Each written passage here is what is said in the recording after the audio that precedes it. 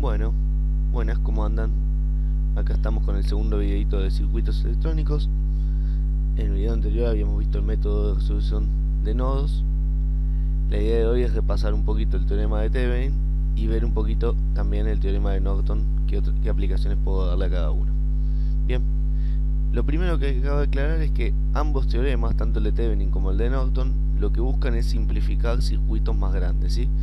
En este caso yo puse un circuito sencillito, chiquito, como para poder explicar bien el teorema, pero la idea es que esto se pueda aplicar a circuitos más grandes para poder particionarlo y resolverlo por partes, por ejemplo. Después vamos a ver si le subo otro videito con un circuito más grande explicado. Pero bueno, la otra función que cumple el teorema en este caso de Thevenin es, por ejemplo, este caso. Cuando yo tengo un componente, como un capacitor o un diodo u otro componente que no sé cómo es la respuesta o no tiene una respuesta lineal, ¿sí?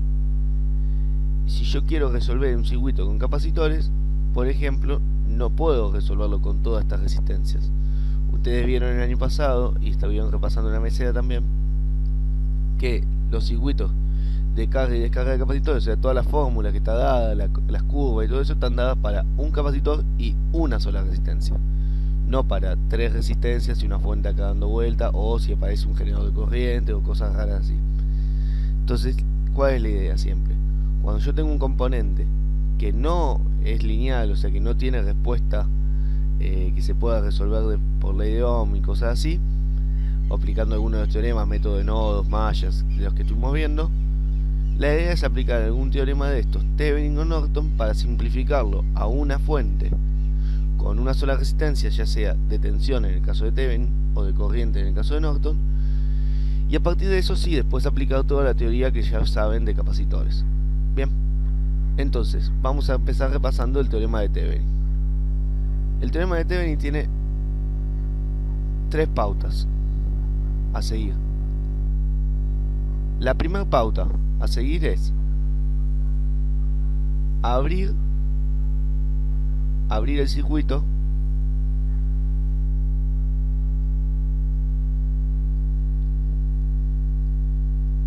donde quiero aplicar el teorema,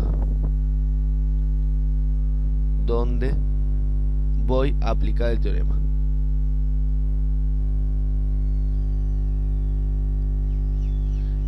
Esto es importantísimo.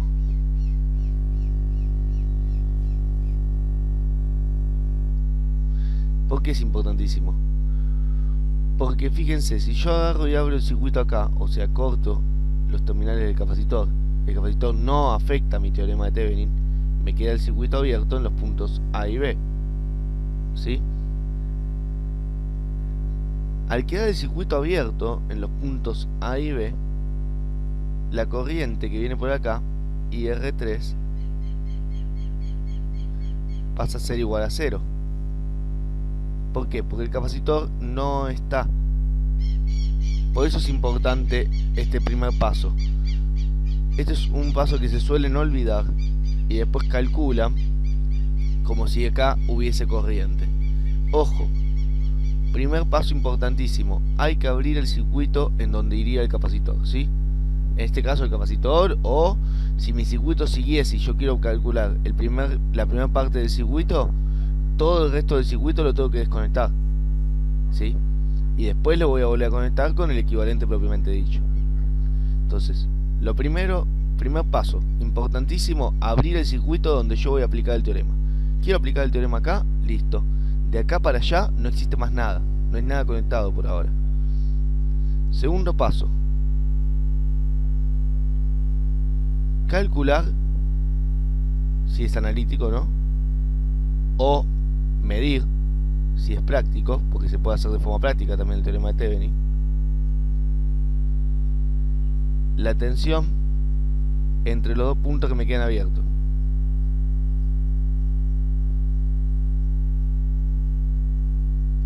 En este caso vamos a poner tensión BAB, ¿sí? Porque yo ya marqué ahí los dos puntos que voy a usar para el Thevenin. Pero la clave es que hay que medir la tensión. Esperen que acá no se entiende nada lo que dice. Hay que medir la tensión que me queda entre los dos puntos donde el circuito estaba abierto.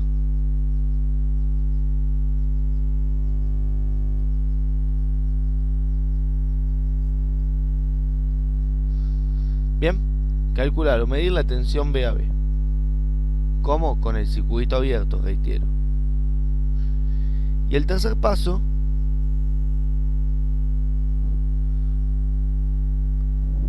pasivar todos los generadores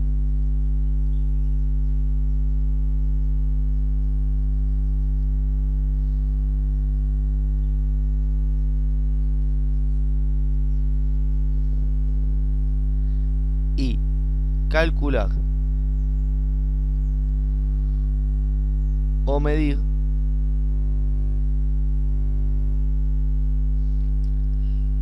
la resistencia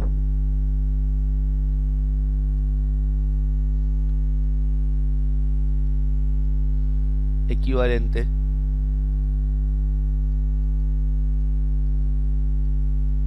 entre A y B, ¿sí?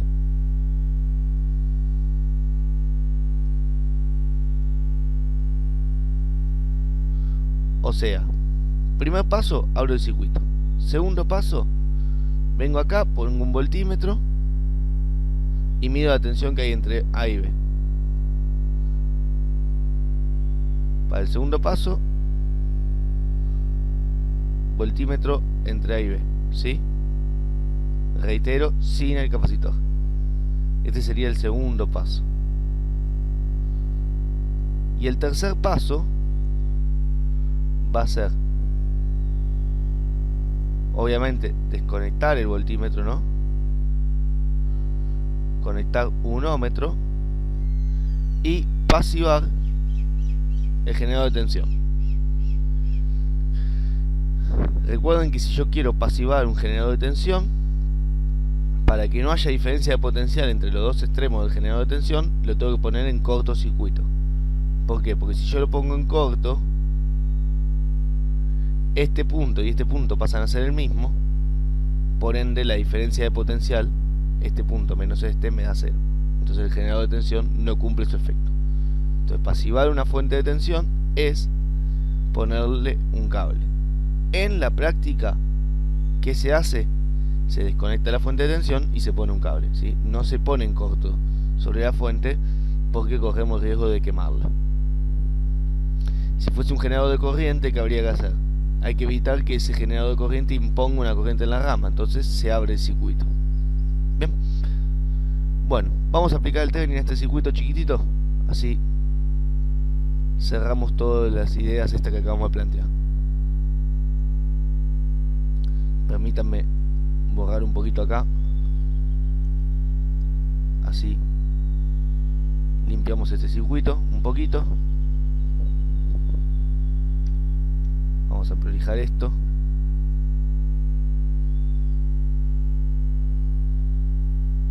Prolijamos esto y arrancamos, ¿sí? Bien. Paso 1. ¿Qué dice mi teorema? Paso 1. Hay que abrir el circuito. Listo. Venimos acá. Yo lo quiero aplicar acá donde está el capacitor, porque no sé resolver circuitos con capacitores y más de una resistencia. Así que corto el circuito ahí. Listo. Como aclaramos un ratito, ¿qué pasa con la corriente por acá? La corriente por acá es igual a 0. Por ende, si la corriente por acá es igual a 0, fíjense que me queda una sola corriente I.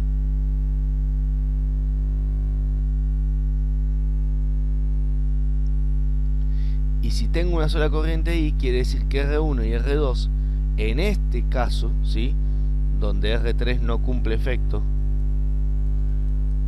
porque la corriente por ella no circula, se encuentran en serie. Si se encuentran en serie y yo quiero sacar la tensión VAB, la tensión VAB es directamente la tensión BR2. O sea, la tensión VAB, que es lo que me pide el paso 2, va a ser igual a BR2. Esto es porque IR3 es igual a 0. Por lo tanto, BR3 es igual a 0, ¿sí? Ven que si tengo un componente en serie al lugar donde yo quiero calcular el Thevenin, ese componente no me va a influir en la tensión de Thevenin, no en la resistencia. En la tensión de Thevenin, este componente no va a influir por estar en serie a donde yo tengo que abrir el circuito. Bien, primer cosita ahí para ir registrando del teorema de Thevenin. Entonces B a B es directamente BR2. Y si se fijan, R2 y R1 es como si estuviesen en serie para este circuito. Por lo cual puedo calcular un divisor de tensión directamente. Y puedo decir que BR2, aplicando lo que vimos en las primeras clases, es igual a la tensión total entre extremos del serie, que es directamente B1, por la R2 sobre la R1 más R2. Y esto directamente, como dijimos más arriba, es la tensión B a B, o bien la B de Thevenin. Bien, entonces si hacemos la cuenta, BR2 nos va a dar 5 volt por 1,2 K sobre 2,2 K igual a 2,72 volt, 72,7. ¿Sí?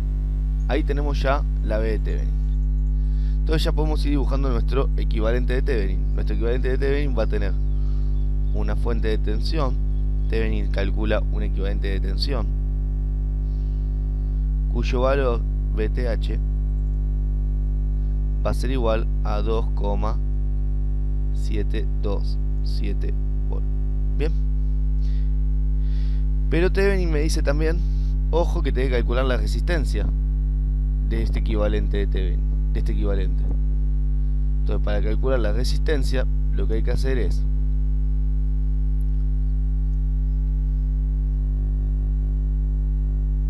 el circuito sigue abierto en el capacitor, ¿sí?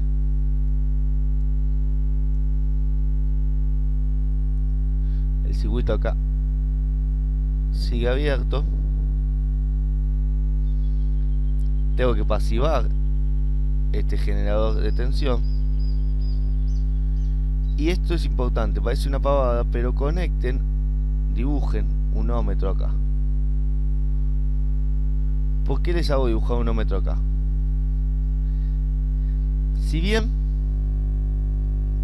ustedes me dirán, no, pero Leo, es una pavada, ya sabemos que tenemos que agrupar y ver la resistencia total que hay acá. Buenísimo. Conectar este ohmmetro les va a facilitar, en muchos casos, no confundir componentes que quedan en paralelo con componentes que quedan en serie. ¿Por qué? Porque si yo no dibujo este ohmmetro y este componente estaba en paralelo a otra cosa, ustedes la tendencia que tienden a hacer es agrupar todo en serie. Y en realidad hay un nodo ahí. Acá, aunque no parezca, quedarían dos nodos de conexión. Entonces es importante que ustedes reemplacen el componente que sacaron o el circuito que sacaron por el ohmmetro, para que vean que de acá para acá tienen que calcular la R total, o la R de Thevenin, mejor dicho, y que la R de Thevenin se calcula siempre de atrás hacia adelante, igual que como hacían los circuitos en primer año, que ustedes iban agrupando desde la última resistencia hasta la fuente. Bueno, acá hay que agrupar desde la última resistencia hasta el ohmmetro. Por eso es importante dibujarlo. ¿Está bien? El que ya lo tiene claro, está canchero, si no lo dibuja, no está mal. No está mal no dibujarlo. Yo recomiendo siempre que lo dibujen para no perder de vista componentes que puedan estar en paralelo y en realidad están en serie o viceversa. Bien. Entonces, ahora sí, si calculo la resistencia equivalente, fíjense que la resistencia equivalente vista desde este punto, esto es un cable, por ende R1 me queda en paralelo con la R2, ¿no? Porque este punto pasa a ser el mismo que este. Entonces la R de Thevenin me va a quedar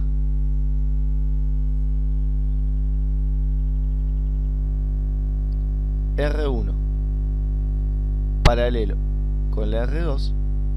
Y ahora fíjense que la R3 sí afecta acá en la resistencia de Thevenin, o sea que no es como que no existía. La R3 en realidad está influyendo en la R de Thevenin. Entonces mi resistencia de Thevenin me termina quedando en definitiva 1105,45 ohm. Importantísimo, la R de Thevenin no se normaliza. R de Thevenin no se normaliza.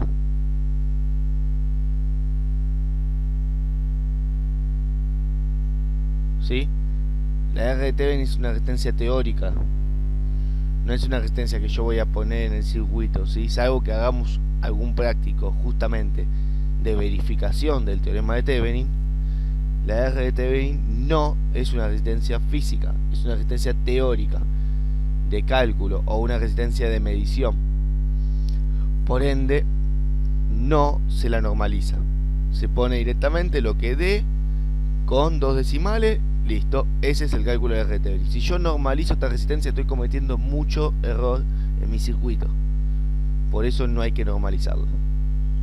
Entonces ahora sí, ya puedo completar mi equivalente de tensión con el valor de mi resistencia de Thevenin, que es de 1105,45 ohm.